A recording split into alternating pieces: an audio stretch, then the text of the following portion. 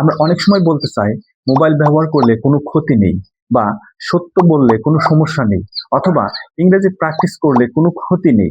বাংলা এই বাক্যগুলো আমরা খুব সহজেই বলতে পারি, বাট ইংরেজিতে বলতে গেলে অনেক সময় আমরা হেজিটেশন ফিল করি। চলুন আজকে ভিডিওতে আমরা একটি সুপার ইউজফুল স্ট্রাকচারের মাধ্যমে এই সকল বাক্য কিভাবে ইংলিশে স্মার্টলি বলতে হয় শিখে নিই। স্ট্রাকচারটি হচ্ছে there is no harm in plus পিবিআইএনজি প্লাস ডট ডট।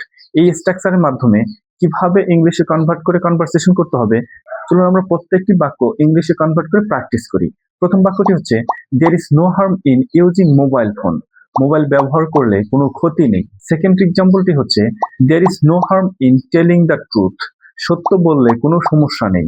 থার্ড এক্সাম্পলটি হচ্ছে there is no harm in practice English everyday. প্রতিদিন ইংরেজি প্র্যাকটিস করলে কোনো ক্ষতি নেই। আই থিঙ্ক আপনি এখন বুঝতে পারছেন। Now it's your turn to practice. Try making one sentence using today's structure and comment below.